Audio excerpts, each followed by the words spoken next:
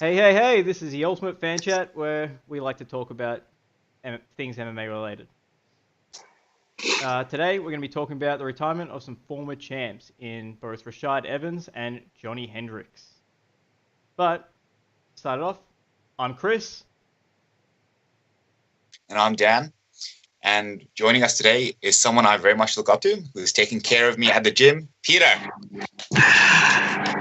Good evening, everyone. My name is Peter, joining the guys for the first time, and I'm very keen to get started and have a good discussion about the former champions retiring. Oh yeah, let's do this. My beloved Peter. Okay, so, topic number one. We're going to be talking about Rashad Evans, calling it a career. Kind of sad, but it's happening. All right, Dan, did you want to... Actually, no. Peter, seeing as you're our newest member, this is your debut. I'm the newest member today, so... I'll let you start it off. So watching Rashad Evans' last couple of fights, actually, but most importantly, the latest fight against Anthony Smith, he sort of joined that group of guys from the old school that were around when I first started watching. So your Shoguns, your Chuck Liddells, your Rampages, BJ Penns and whatnot, where it sort of got to the point watching him fight where you just don't want him to get hurt. It's not a matter of is he going to win or not. I just don't want him to get hurt. I don't know about you guys, but yeah, watching that last fight, it was very similar to watching Chuck constantly get knocked out towards the end of his career. Same as watching BJ Penn get beaten up by guys like Yair Rodriguez, who, you know, he would have wiped the floor with in his prime. Yeah, very difficult watching him. And for one, I enjoy watching him over his career, but I'm glad he's called it quits. Yeah, 100%. I agree with that. Dan, did you want to say your piece? I 100% agree with Peter. I didn't even watch the fight because I just felt, you know what, Rashad hasn't looked good. He's looked quite terrible, actually. And so, same thing with Peter. I don't like watching old legends fight, in a sense, because same thing. I just don't want to see them getting hurt. And a very good, interesting insight that Peter put in.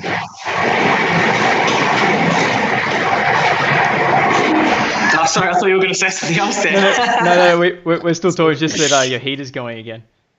Ah, sorry, it should be off. Surely. War. I'm sorry, guys. Right.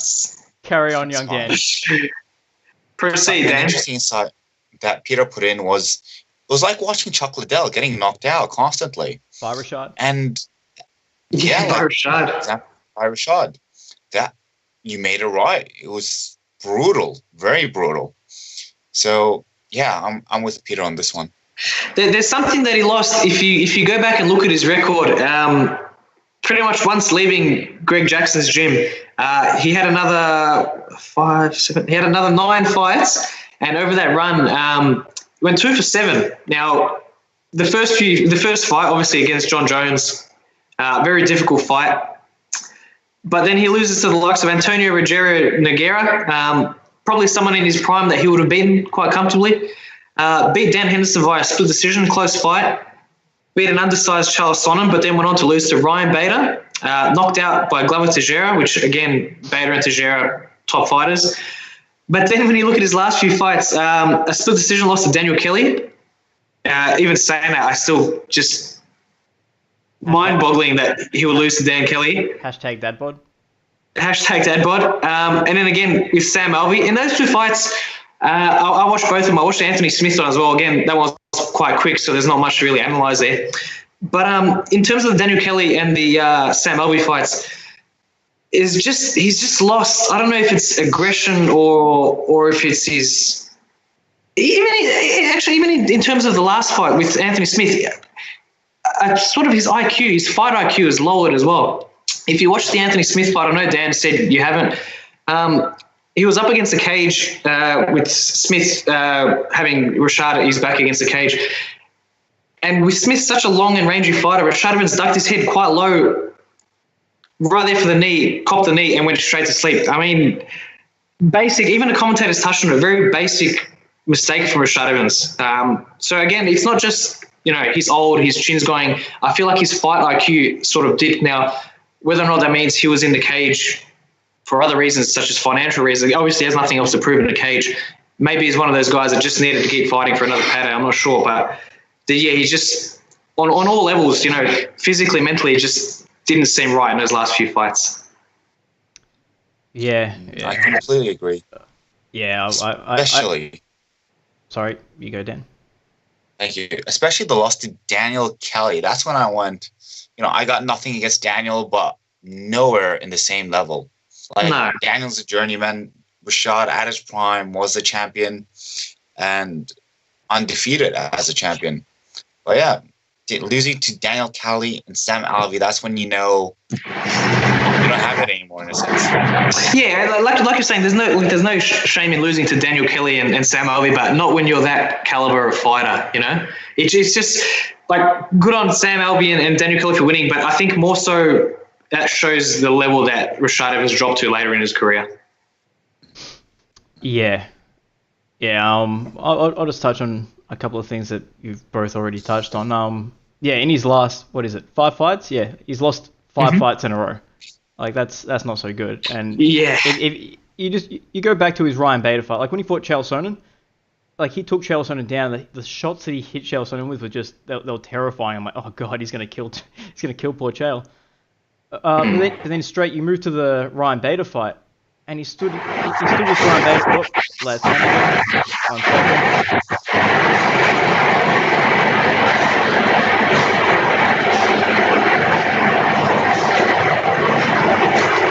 Yeah, this one's going on for a long time.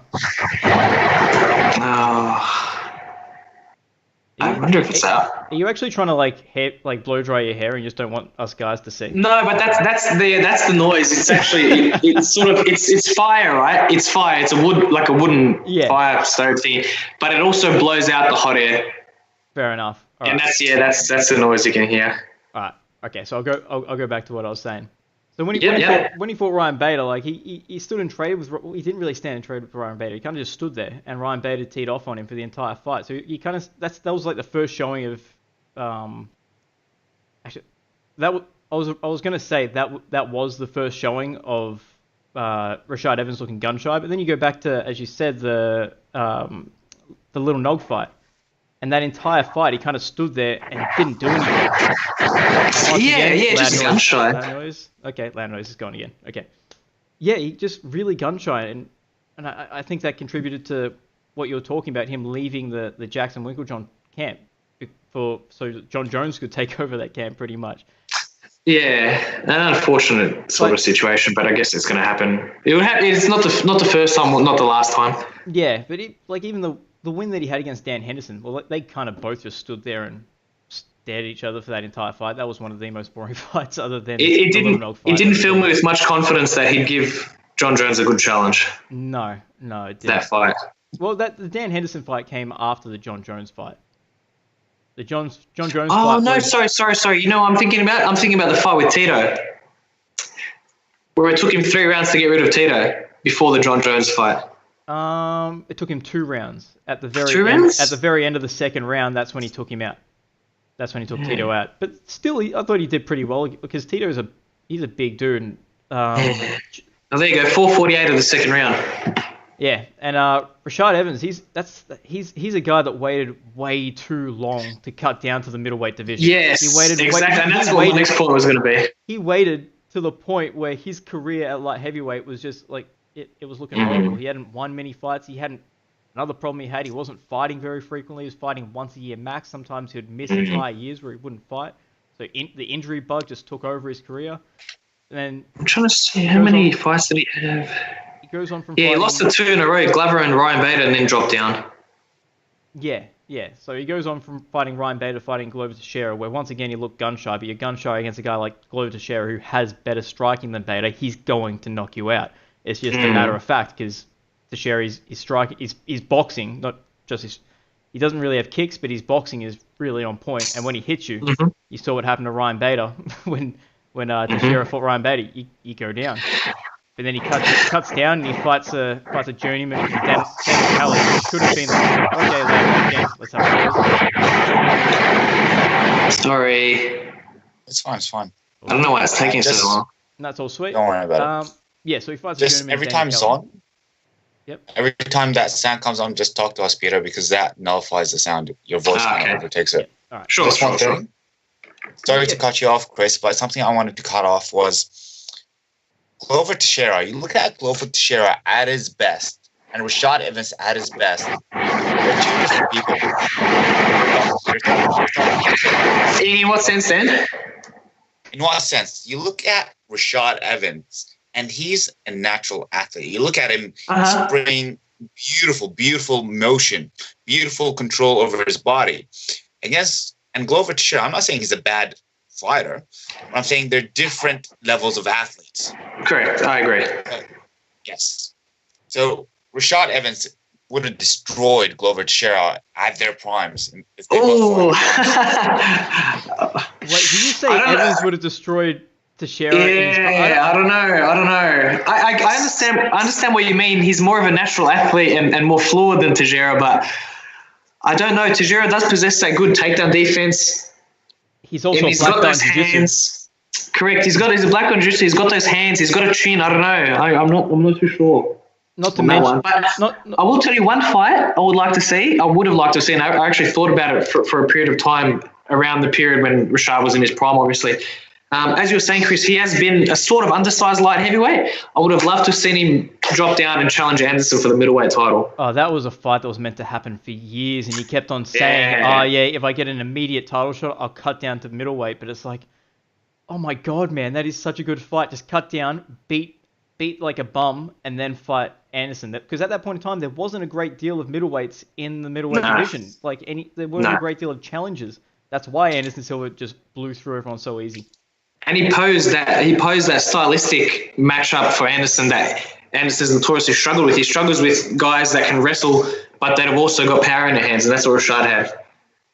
Yeah. Well, you go back to Anderson's fight against Dan Henderson, and he struggled hard in that first round. And same when he fought Chael Sonnen, obviously, but Chael Sonnen doesn't quite have that power in his hands. But against Dan Henderson took him down, controlled him, beat him up, and in the second round, kind of similar thing happened, but I can't remember what Anderson did, but he must have hit a switch and took the back and choked him out.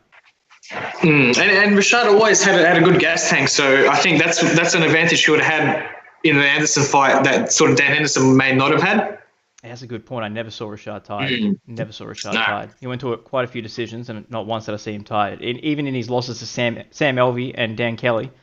Well, he didn't do anything in those fights, though. He didn't do enough to get tied. He had things in the gas tank, I feel, in those fights. He left a little bit too much, but yeah. Concerns over the chin, maybe. All right, I want to pose a question to the two of you. We'll start off with Dan this time. So, what would be your a good memory of Rashad Evans, your favorite memory of Rashad Evans? If you could pick one thing that when someone mentions his name, you're like, shit, that was a good moment. Everyone's good moment, and thanks for giving the spotlight. Chuck Liddell. Against Chuck Liddell. Go on, elaborate on that, my friend. Little knockout. It was just one of those. Peter, talk to us. I'm going to go a different track with this one, Dan. You've taken the obvious one. I would say his Ultimate Fighter Season 10 role opposite Quinton Rampage Jackson would be the highlight for me, after the Chuck knockout, of course. Just in terms of entertainment value, it's probably the last great season of The Ultimate Fighter. Now, whether or not that's to do with the coaches or the fact that it was a heavyweight series, but for me, just the entertainment value and the buzz surrounding the fight. I think at the time, maybe, when did they fight? What was it, 2009? I think it had done one of the highest pay-per-views for the company for a non-title fight. So just the buzz they were able to generate for that fight and through the series, that's a highlight for me. And Rashad won, obviously. So would you like to know the numbers that fight did? Can I guess? You may guess. 700,000. All right, Dan, do you want to guess? $1 million. Dan, you were pretty much on the point. It's $1,050,000. And another fun fact about that. Wow, look at that. That was a higher grossing card than Jones and Evans, and Jones and Evans had that epic rivalry. Wow. Yeah, well, that's testament to the build-up that Rampage Jackson and Rashad Evans had. Yeah, and that's something to say about the Ultimate Fighter platform. It actually it is a good platform. It can be used. Yeah, it's probably been a bit overdone. Again, the topic for another day. But if used correctly, I think it does have its benefits like that. All right. So Dan, did you want to go back to your point about the Chuck Liddell moment being your favorite moment? Absolutely, and that's going back to Glover Teixeira being a good boxer and Rashad Evans being a great athletic boxer. But did you It mean was Chuck? just yeah. What I mean is going back to that point. I can see Pete's face. He's Glover like, wait, you Teixeira. didn't realize. Glover Teixeira is a very average boxer. So what I'm saying is that knockout Did you highlights say Glover the Teixeira again? fluidity. Yeah, I did. I thought you said Chuck Liddell. I thought you were talking about the Chuck No. Liddell knockout. I said Glover. Yes, I am talking about the Chuck Liddell knockout. What I'm saying is the Chuck Liddell knockout. Going back while Okay, we're my talking apologies. about the Glover Teixeira fight, My apologies. the Chuck Liddell.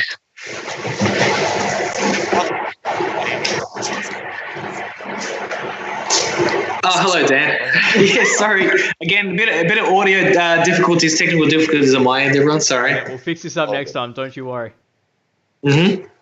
So that Chuck Liddell knockout showcased the fluidity in Rashad Evans' boxing, which it really impressed me and still that stays with me to this day. That was a beautiful, beautiful finding the range, wham, overhook. It was a beautiful one. And that's what I mean. Like, Glover Teixeira looks like a very clunky, average boxer, so he needs to force it and come into a fight, which is why, going back to my point, I think Rashad Evans, Glover Teixeira, at their peak, Rashad Evans would have won. And the reason I base that is because I was so impressed with that knockout of Chuck Liddell. Yeah. The way, oh, okay. I'll let you speak. He did catch Chuck at the sort of beginning of the tail end of that, at the beginning, of the tail end of his career and at the start of that knockout streak. So, again, much can be said for the chin at its time, but yeah, it's an interesting one. I'll tell you what, I'm surprised no one here picked the Sean Salmon knockout, the head kick. The head kick? For me, I just think it was obviously a great moment. Just I think the platform wasn't that large, so that's why I didn't pick that. I was being sarcastic. It's hey, it's on all the highlight reels. It's on all the highlight reels. So yeah. Yeah. All right. I'll say my most favorite part. This is a bit of a unique favorite part, I guess, of his career. Like my most favorite part was his fight against Phil Davis, because at that point in time, Phil Davis was coming up. He looked like such a dominant and powerful young wrestler. I don't think he'd been beaten at that point in time. He was still undefeated.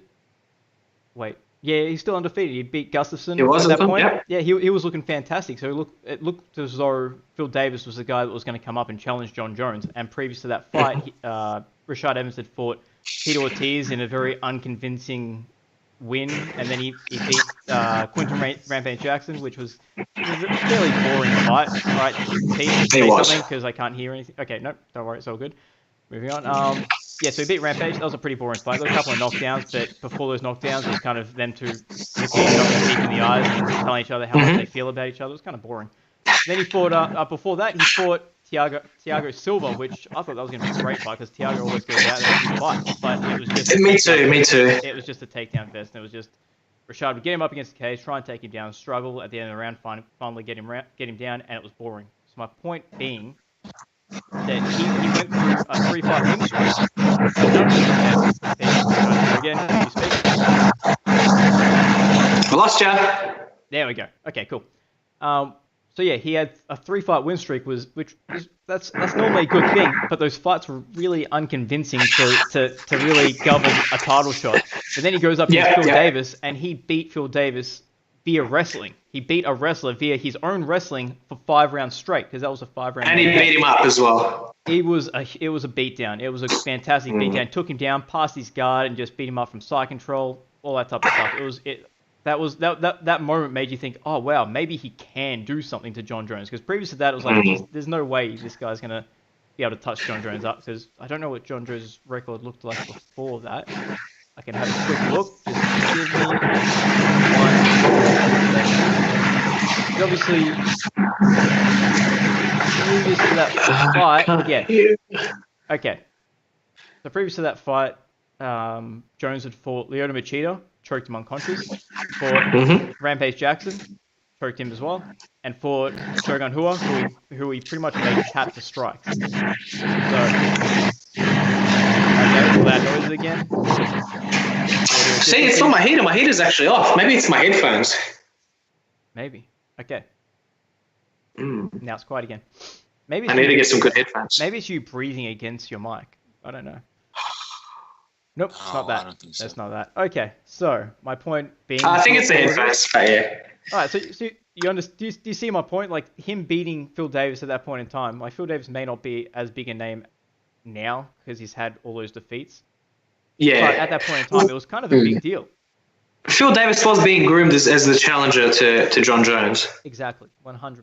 And that's why, for me personally, that was my favorite moment, other than obviously... I like it. I did actually. I very much enjoyed watching that fight when it happened. Yeah, no, that was awesome. Okay, so now I want to ask a different question.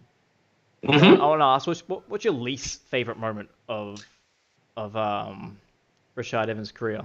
Like, it's always good. It's always easier to talk about your favorite moments, but what's your least favorite moment? What's the moment that made you just go, yeah, I'm not a fan, man. I'm not a fan of you, or maybe just like, because you don't want to go to him being knocked out. Something that he's done to make us think that's your worst moment, or just like a fight or something like that, you mean? A fight that maybe like was really boring that you're like, really?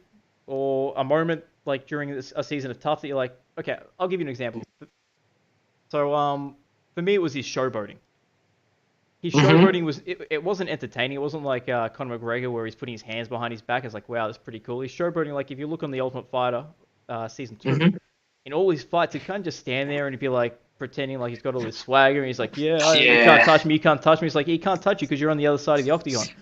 What are you doing? Early on in the career, yeah. Dude, was it Matt Hughes that gave him a talk? Yeah, Matt Hughes. He gave him a talking to, saying all this showboating is. What are you doing with it? Hurry up! You're in the cage. Fight. Stop showboating and fight. So for me, that's a moment for me. Obviously, at the start of his career, he kind of improved off that, but he did showboat after he knocked out Chuck Liddell. He did that whole like, I knocked him out thing. It was like, I know. Yeah. I get it. We see it. We see you just knocked him out. You don't have to showboat that. So that's one part of his career that, for me personally, I wasn't a big fan of.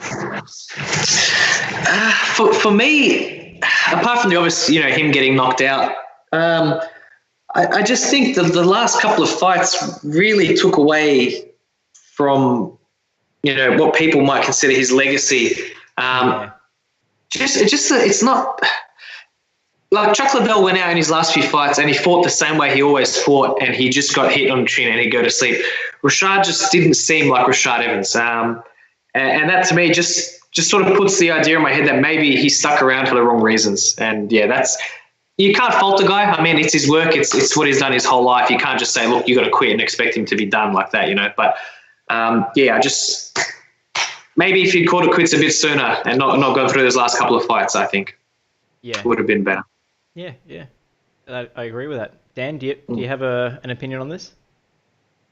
I do. Number one, I'd like to say that I disagree with you in terms of showboating. I love showboating. I love a bit of showboating. I think it's a bit of fun. All right, it's really enjoyable. I want to cut you off there. I didn't mean that I don't like showboating. I mean, I don't like his version of showboating. It was terrible, and it was just it took away from his fights because he wasn't fighting while he was showboating. He wasn't doing anything exciting. It made the fight incredibly boring. Talk to us, Peter. Talk to us. Man, what is that? You can hear me now? It's all good? Yeah, we can hear me. It's the bloody headphones, I'm telling you. I'm actually going to go to the shops tomorrow and invest in a good pair of headphones. Get something like this. Don't get these because these are expensive, but get something similar to this. Oh, you can't see what I'm wearing. Take the headphones out. No, I can't see it, but I'm going to go suss them out tomorrow. Anyways. Rashad Evans, nothing I can really say. But I completely agree with Peter in terms of like taking away from his legacy by just kind of like going, on and keep on fighting. Like much like Fedor, like if he retired, Fedor's prime would have been something like 30-1 or something like that. But yeah, it was just know when to call it quits, man. But as Peter said, you can't really just tell someone quit, you're not good enough anymore. It's yeah. Yeah. Yeah. Yeah. No, fair enough. Fair enough. All right. So all right. This is the last point we'll make on Rashad Evans, but I've seen, and the two of you actually made a good segue for this. You're talking about his legacy. Okay, Peter, speak for us. All right. No, it's all good. It's done. Wait, no, it's there again. Oh, I'm sorry, guys. It's fine. Don't worry about it. All right. So yeah. So the segue of his legacy. I've heard a lot of people talking about the Hall of Fame, saying that he's a definite like candidate to be pushed into the Hall of Fame. For me personally, I'll start this off and I'll just say no. I don't think he is a candidate for the Hall of Fame because, yeah. Sorry, I want to start this one because this one kind of frustrated me a little bit. You look at the wings of the Hall of Fame. You've got the Pioneer wing, you've got the Modern Era wing, you've got the Contributors wing, and then you've got the Fights wing. I don't see where he fits into that. He's not a pioneer. He didn't really change the game in any way. The Modern Era wing, let's have a look at who's in there. You got a guy like Forrest Griffin, the first Ultimate Fighter, well, the second Ultimate Fighter, because Sanchez was realistically the first. But then you got BJ Penn, who is someone that definitely changed the game. His nickname was a Prodigy, and he literally was a prodigy. Yeah. Then you got Uriah Faber, he is the guy that like made the bantamweight and the featherweight division relevant. Pioneer of the smaller divisions. Yep. And then you got Honda Housey. I mean, shit, I don't even have to explain why Honda Housey's in there, do I?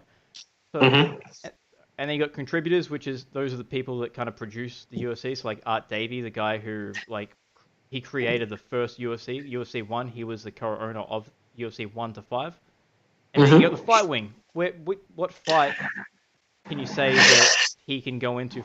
He didn't really have a great deal of exciting fights. He had some fun knockouts, but he didn't have any exciting fights.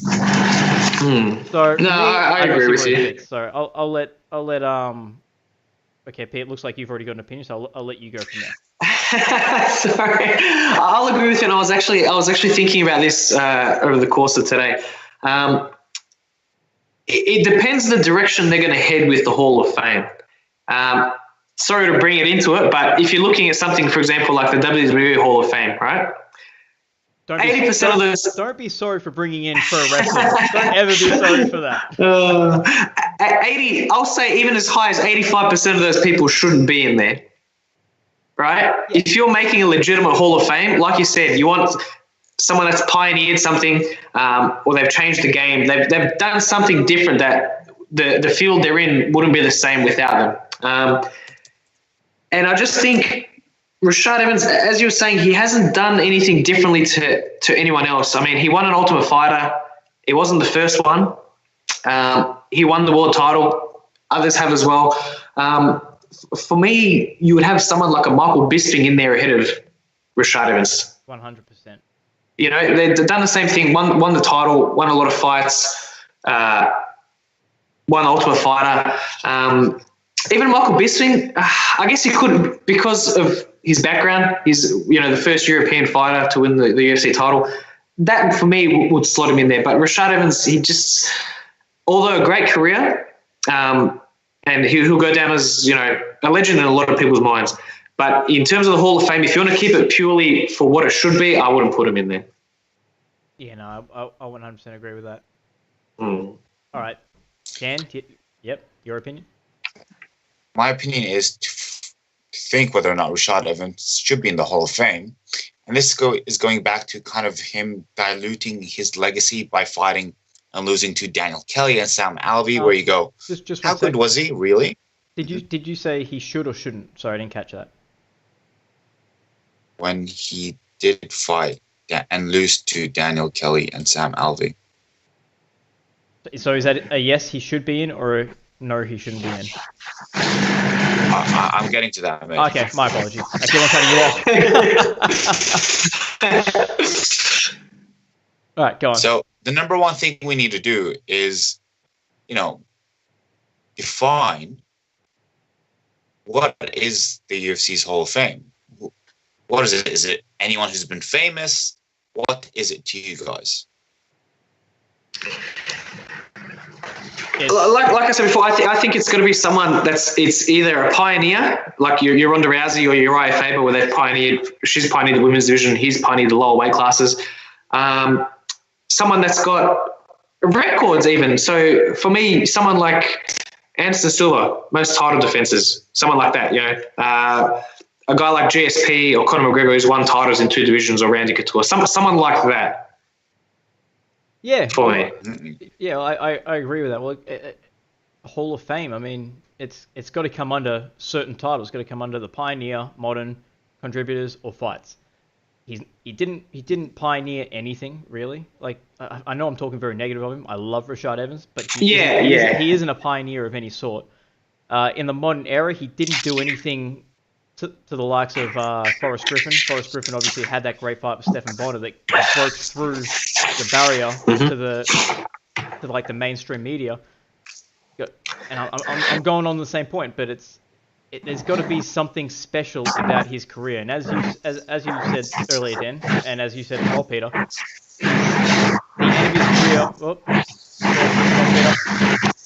Yep, the end of his career. Yep, the end of his career.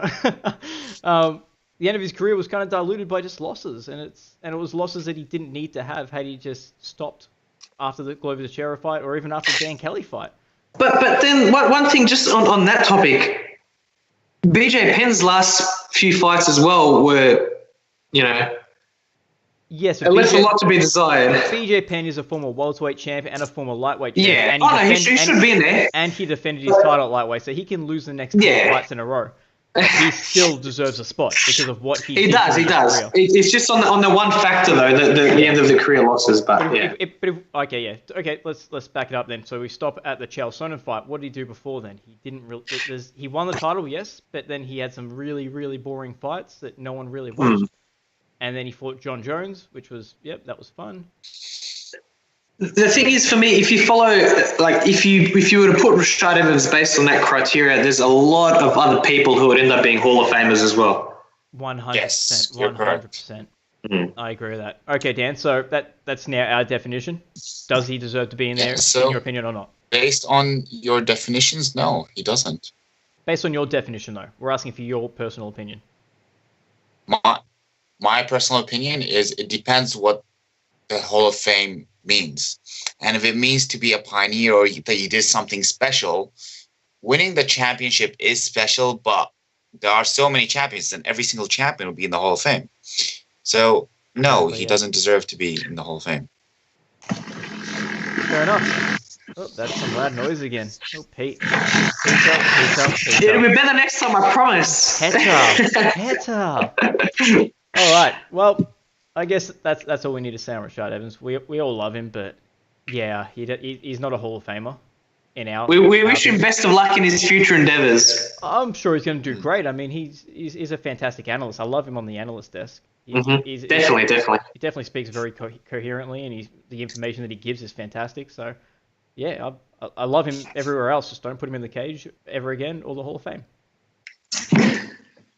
Yep. Okay. So let's move on. So now we're moving on to another retirement that just happened. I'm pretty sure today. What's the date today? It's the 28th of the 6th. It was, earlier today. Yeah, earlier today. So we had the retirement of former welterweight champion Johny Hendricks. So we're gonna have a bit of a chat about his overall career. And well, Peter, you can start this one off because you look all giddy in your seat ready to talk about it.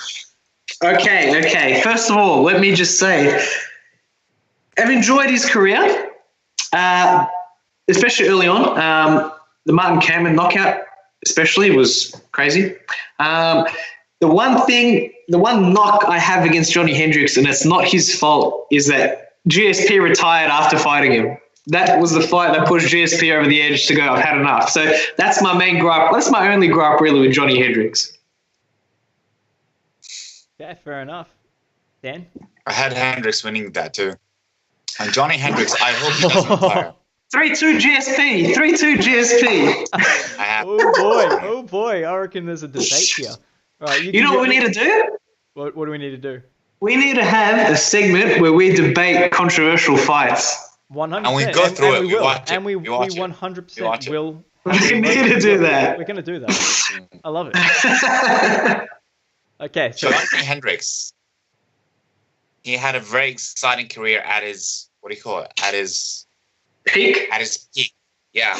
I was really excited whenever he fought. I loved the guy. And his fights against Laura were legendary. Laura, my favorite champ.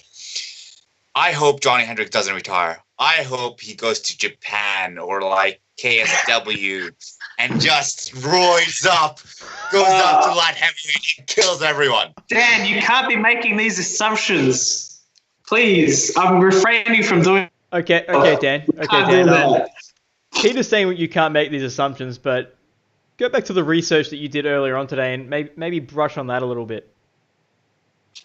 So USADA came in on June 1st, 2015. But here's the thing. I'm not that. I want Johny Hendricks to roll. Wait, Johny Hendricks! Oh, you and Johnny Hard Dick. I want to watch this. Oh boy! Oh boy! This conversation is taking a dark turn. Johny Hendricks. Continue, Dan. Continue. Oh, we love you. But yeah, Johny Hendricks. I loved him. His reign fighting Laura. He was so exciting. So yeah, I hope he doesn't retire. I hope he goes to Japan. I'll just say he's one of a list of guys who, once the introduction of USADA came in, now whether or not there's any connection, I'm not going to say, but he is definitely one of the guys that dropped off big time. In terms of his retirement, I feel like he was sort of stuck between a rock and a hard place. Obviously, his issues making the welterweight limit were well documented. And I just think he's too small for middleweight, especially to challenge. There's mid-pack guys he can beat at middleweight, definitely. I just think he's too small to mount a significant challenge in the top 10 or even maybe top 15 in middleweight division. If he can somehow get his weight on track and his diet, I would love to see him return at welterweight.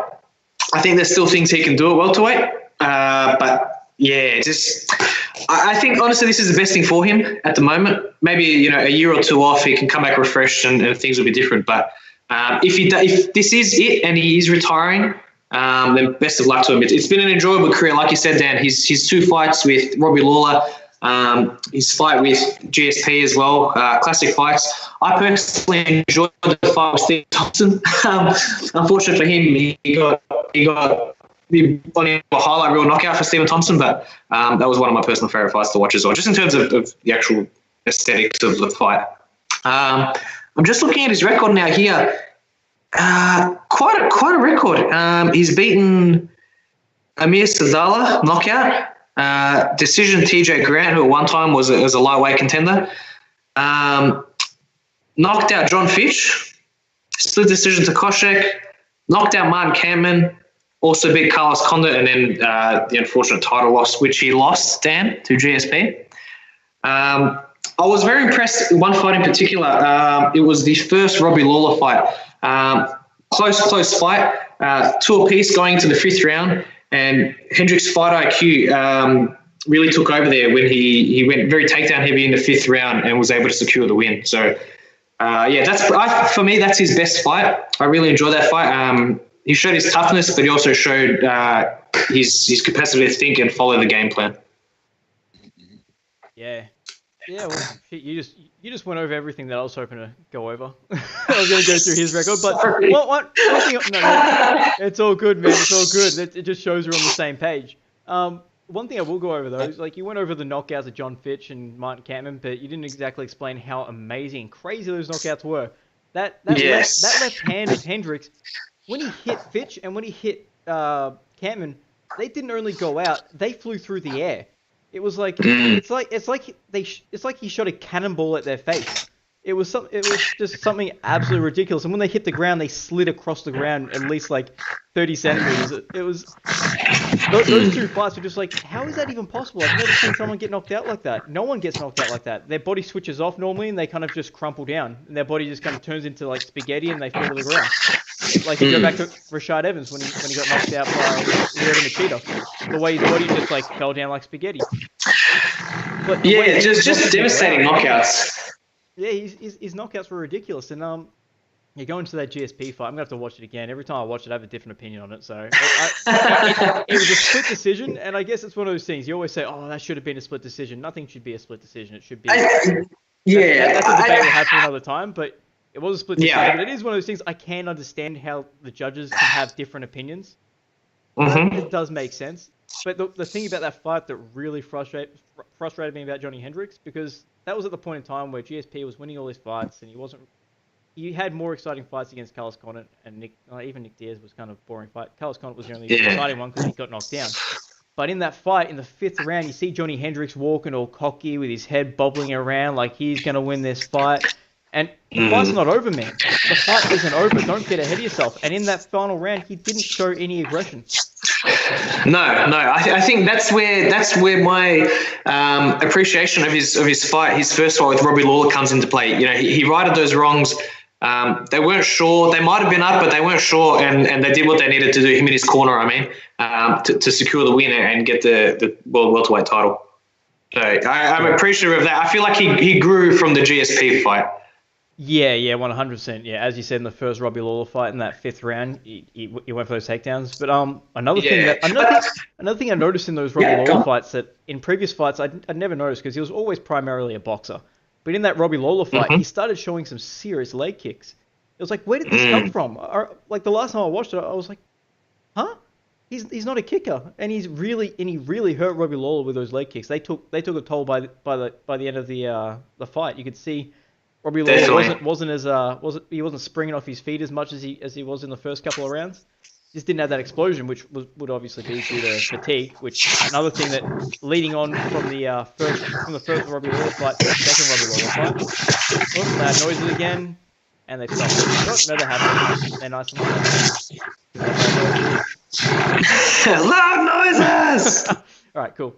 Okay, so so it's just an interesting thing that I noticed watching from the GSP fight. You see that Johny Hendricks had a bit of an evolution where he realized, okay, in the 5th round, you hear in his corner as well. He's like, don't fall asleep in this 5th round. Mm-hmm. He really put it on Robbie Lawler in that 5th round, and throughout the entirety of the fight, he was throwing leg kicks. He was throwing a lot of body shots. He wasn't just headhunting. It was a real evolution of his game. But then you move on to the second Robbie Lawler fight, and you see that Robbie Lawler had an evolution from their previous fight, where Robbie Lawler didn't like completely rush on him. His gas tank he still had enough left in the 5th round to fight off the onslaught from Johny Hendricks because he knew that, okay, I can't go 100% in rounds 1, 2, 3, and 4 because in round 5, if the fight's not over, that noise again.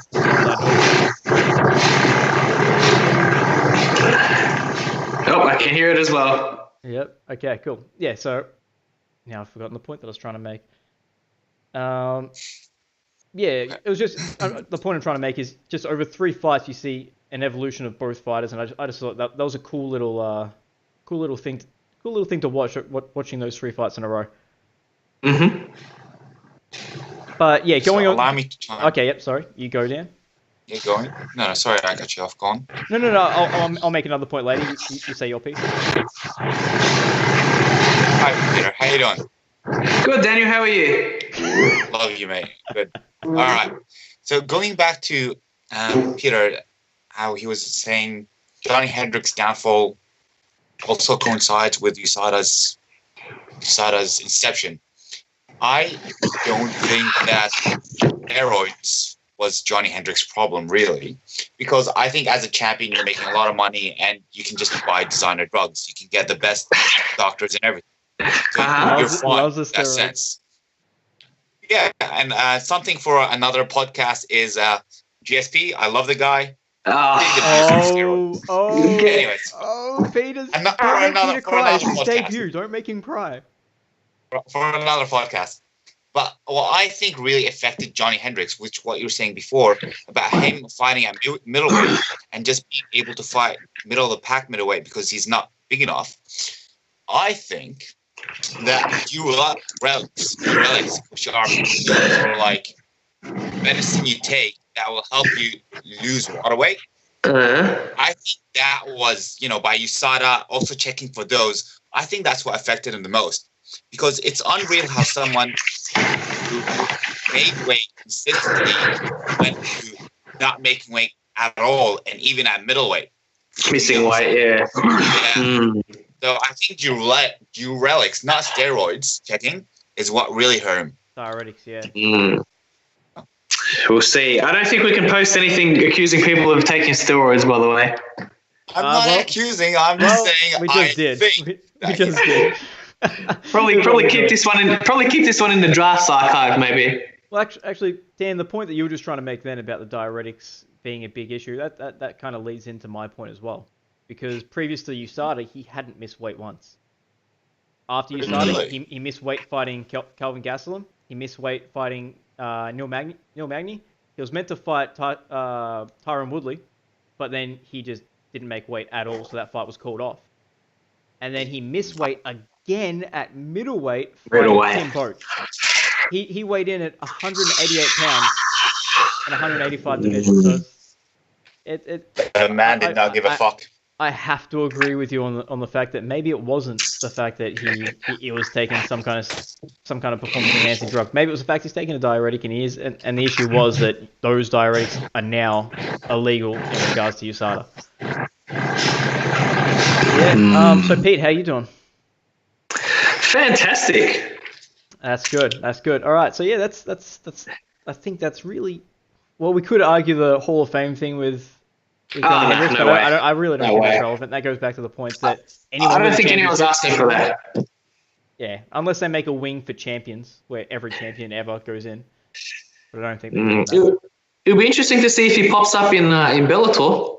Well, I don't think his contract is up. I think it's just that he's retiring. His contract is up. His contract is up. Okay, cool. Contract is up. That's why I'm saying Japan. Hey, with all those legal diuretics, maybe he can fight at featherweight. Yeah, if he goes to Japan, he'll be the lightweight champion in Ryzen. Well, he's only 5'9". I mean, in comparison to most welterweights now, it's pretty short. Hell, in comparison, 5'9" middleweight. There's no way. Nah, that was never happening. That was never going anywhere positive. Okay, so I reckon that's all. Go on. To be like this. Oh God, this guy. Go watch Shane Cowan with his one-handed boxing match against whoever the hell that was. That's you leave Exarm alone. You leave who? Was it in that game? Was it Exarm, that thing that R. Davies has made? Have you seen that? Is that what it was? Was that the Shane Cowan one-arm boxing match? No, I don't know. That's what I'm asking. I don't know. It'd be funny if it was. That was pretty. Have funny. You seen that, Dan? I know what you're talking about. Exarm, like. Where they have to hold that thing like they're doing the arm wrestling, but they hit each other. No. Yeah, I have seen that. That's ridiculous. Yeah, well, that's Art Davies. Art Davies made that, the creator of the UFC. Oh boy, he's fallen. He's fallen very far. Davies. Maybe he should retire. Oh goodness. All right, so is that all the points that we want to make on Johny Hendricks? I think so. He doesn't. I don't think as much time is required to cover Hendricks' career as Rashad Evans. Just a couple of brief things that I wouldn't mind quickly speaking about, and then we can segue into what Dan wants to speak about next. Just a couple of Lyoto Machida. Now that he's gone to Bellator, what are your thoughts on that? Because I think that's pretty exciting. I like it. I really like it. Actually, one thing that I think is pretty cool about that whole idea, which I'm pretty sure a lot of people have noticed and are also excited about, Lyoto Machida beat this guy, jabbed his ass. He beat Gegard Mousasi, the champion, and he beat him in a convincing fashion. So, and he also beat the light heavyweight champ in Ryan Bader. So he's beat both the light heavyweight and middleweight champ. That's pretty cool. That is some serious rematches you can make. Well, it's going to be interesting if Rory McDonald beats Mousasi, which he won't.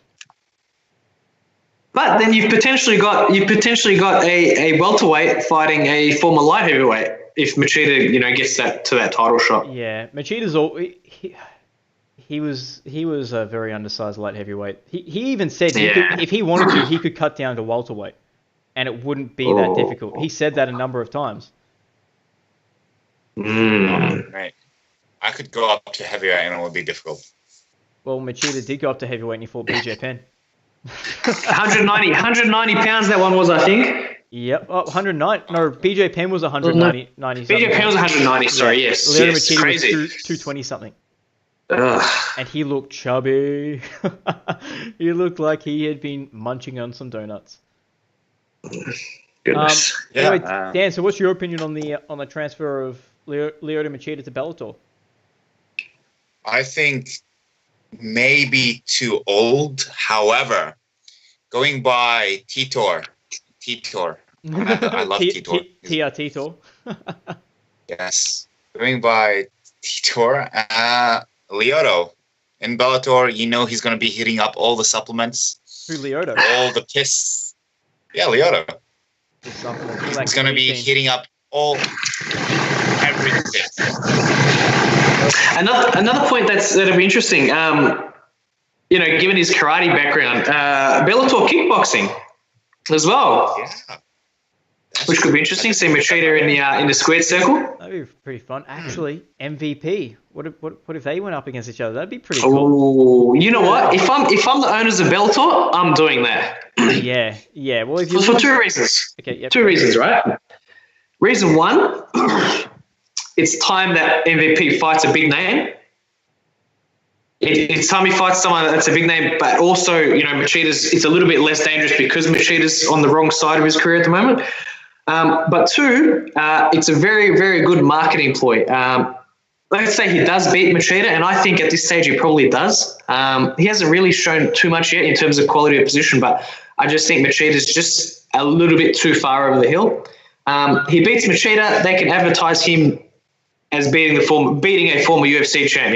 Bellator wouldn't, but he puts his name out there as having beaten up a former UFC champ and sort of raises his stock in terms of most fans' opinions. Yeah, I agree. That would be great. However, going about Lyoto being over the hill, that's where Titor comes in. Lyoto starts hitting up all the supplements, and then what we see is a master warrior with a wealth of experience going, with the body of a 20-year-old. We'll see. I don't think Lyoto's I don't think so either. But also, it's the TRT you speak of. Also, I don't think it's going to affect him from getting one of MVP's punches or kicks in the face. Yeah, it's not going to help him. If you wouldn't mind, I'd just like to touch on the fact, because we're all talking about TRT. I assume you're all going back to his failed drug test or his infraction with USADA. Is that why you're mentioning that, Dan? Because is that why you come to that assumption? Not really. I'm coming onto the assumption going all fighters are on steroids or have used. Okay, fair enough. Because I just want to touch on that topic, because he actually never failed for any tests. He never pissed hot for anything. He went to USADA saying, I want to try this supplement. Is this supplement legal? They said no, and then they said, we're assuming you've taken it, so we're going to suspend it. So that he never. That's not what I heard. Yeah, he gave them. He notified them first, Dan. Yeah, I know he notified them, but he didn't say, "Can I use this drug?" He went to USADA and he said, "I've used this. Can I use it?" Or something like that. Yeah, so something like that. And what the issue was that he was negligent, so to speak. But the thing is, he never pissed hot for anything. They never tested him. He never failed a drug test. It was based on assumption. He lost. Vanderlei Silva never pissed hot. He lost 2 years. Vanderlei Silva never pissed hot. That's because that man. He never pissed hot because he never pissed. Oh man, that's true. That's true. He also was never tested during the USADA era. Because he was like the second guy to get tested. He's like, no, and he ran out the back door. Anyways, my hope is, I agree with Peter. Lyoto is over the hill, but I'm hoping with the use of supplements, he's going to come back to his prime and destroy everyone. That's what I'm hoping for. I want to see him at his best. This man uses supplements. Oh, goodness. Dan, when are you going to start on the supplements? Maybe you can be our guinea pig and see what happens. Hey, well, the next time you see me, my neck will be like this. Isn't your neck already like that? Uber Dan. Uber Dan, yes. Go on, Dan, take your shirt off. Let's see. Take your shirt off, Dan. Give us the tense. Oh, boy, he's going to do it, isn't he? Give us the flex, Dan. He did it the other day. Yeah, but that's private, mate. That's private. Anyways. Oh wow, that sounds dirty. You make it sound like you were stripping for me. Let's go back to the Gegard Mousasi and Rory fight because I'm really interested in that. I really want to watch it. What do you guys think? I think it's really fun. I wouldn't mind making the first point on that. My point being, if you look at the two of them, they both have very much the same skill set. They're both good strikers. They're both good wrestlers. Like Mousasi's wrestling is highly underrated. He's taken a lot of guys down, and he's taken them down fairly easily. And he's obviously known for his striking. He's got fantastic jiu-jitsu. It's the exact same thing with Rory. So if two people coming in have a very similar skill set and a very equal skill set, it comes down to other factors like speed, reaction time, and size. Size being a huge one. The size difference is going to be a big deal. Being that Mousasi did fight at light heavyweight and he did beat some genuine light heavyweights. So I don't see there being any real. It might go to a decision. Maybe he doesn't stop Rory, but I don't see it being a very competitive fight. I see it being very much like a BJ Penn and GSP fight. Guys, I need to show you something very important, and Dan, it's going to get your juices flying. Oh, boy, oh baby. Mm-hmm. Oh, baby. So there's a picture that surfaced of Vitor Belfort. I don't know how well you can see this, but I think he's maybe coming to Japan, Dan, because look at him. He looks jacked. Look at him. Is that recent? That's just in a couple of days. Did he jump on the juice the day after being knocked out? I don't know, but look at him. I mean, it hasn't been that long, has it? A couple of weeks? Let me have a look. It was maybe a month or so, but 12th of May. Yeah, he posted that 12 hours ago. Man, I guess that TRT. 12 hours ago. Look at him. Wow. TRT, man. Look at his chest. It does very well. Oh my goodness. Oh, he's going to demolish everyone in the Bellator Grand Prix if he goes there. Oh, yeah. Oh, he's going to be having those horse meats that he got from Uberim. Suss out the caption. What do you reckon that means, if you can see it? No, you probably can't read that. So he goes, it was in Portuguese, but this is using the translation thing there. I'm an OG fighter. I'm not from the Nutella generation. Lol, I'm a root fighter. I'm not part of the Nutella generation. I guess he's saying that everyone else is soft. Nutella's soft. It's also sweet. He's hard like a root. Okay. Maybe. Look at the size of his fucking head as well now. Is he as hard as Johny Hendricks? Oh man, Vitor off to Japan surely. Oh boy. Okay. Is his UFC contract gone? I think so. His last fight. Oh my god. Oh my god. I would love that. Wait, Dan, you want to calm down? I can see a stiffy on the camera. You maybe want to tuck it in your belt or something. I would love that. Look at this, right? This is from the 1st of June. Look at him. Looks fit there, right? Yeah, looks pretty decent. And then you go to the picture that was posted today. So let's say 4 weeks later. Look how fucking swollen.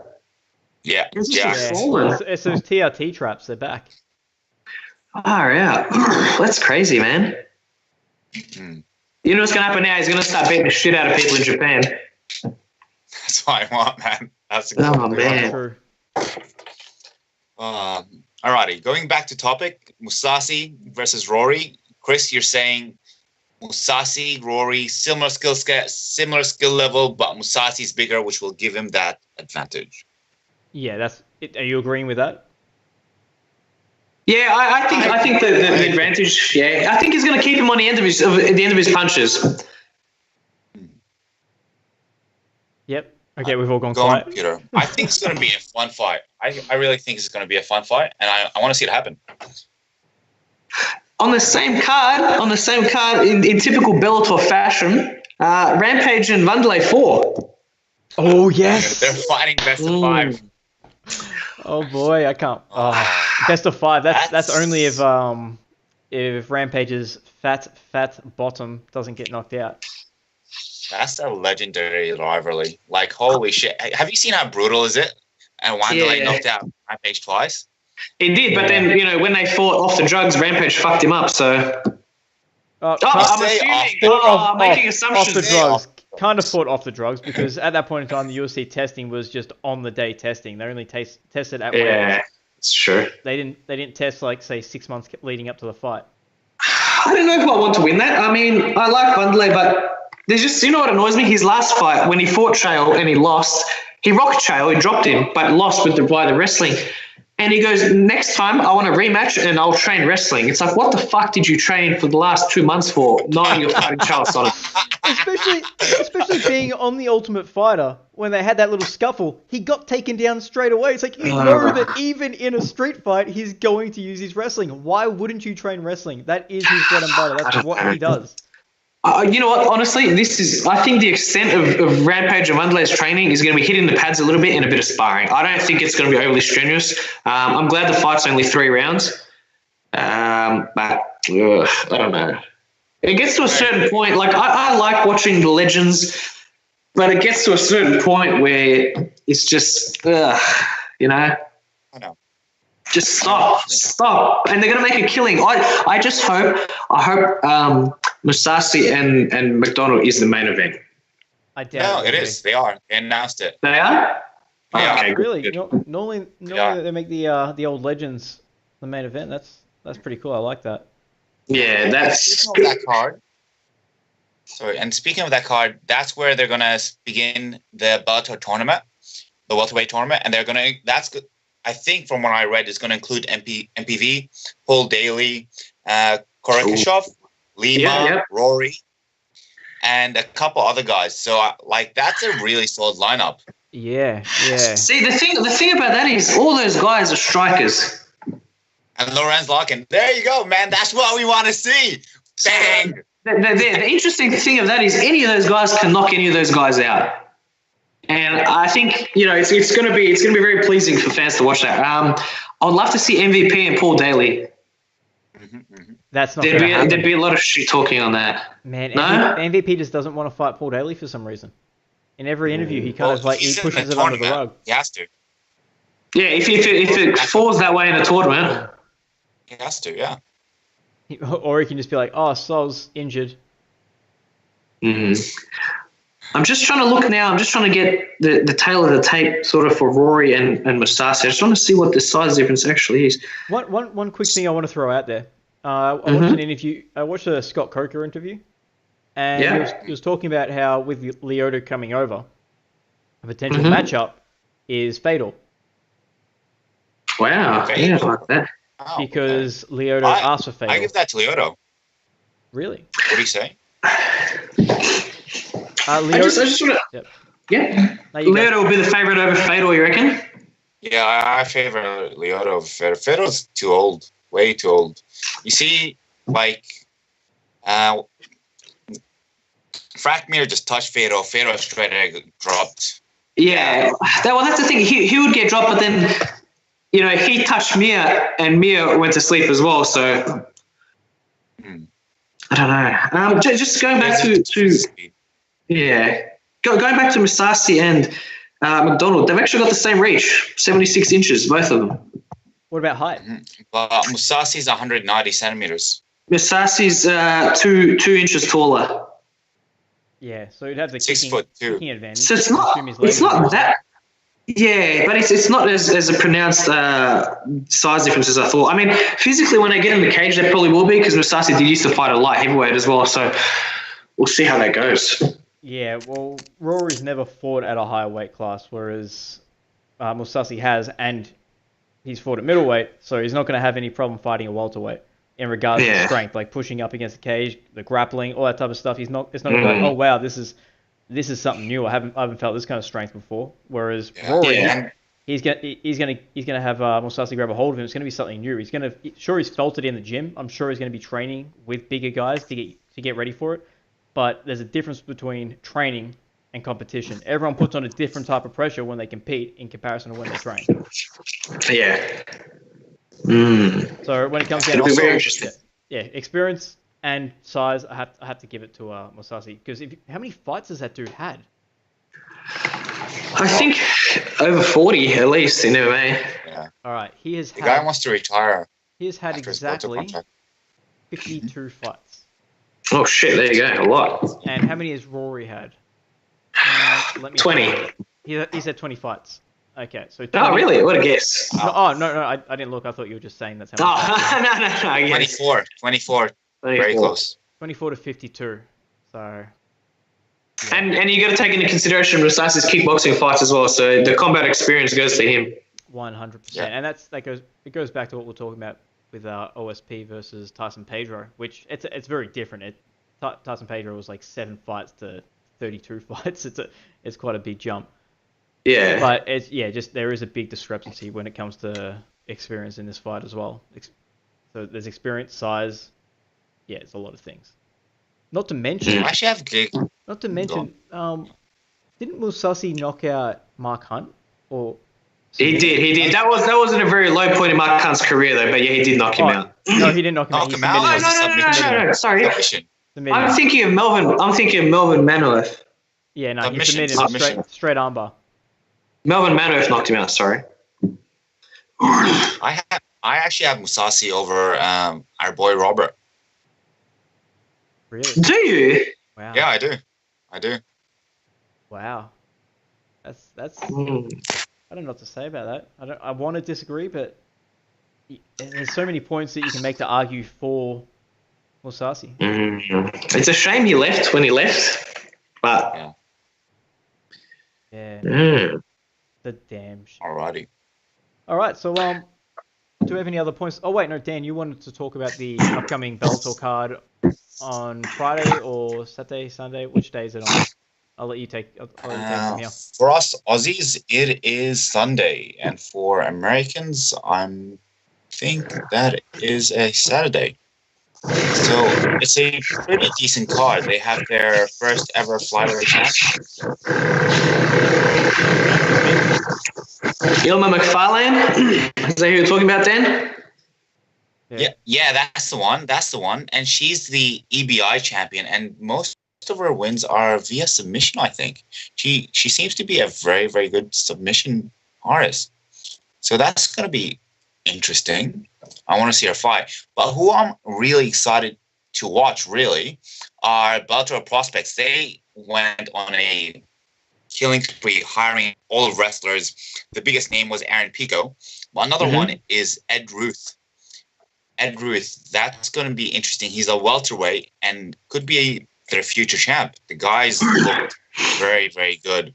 So I'm very excited to see him grow.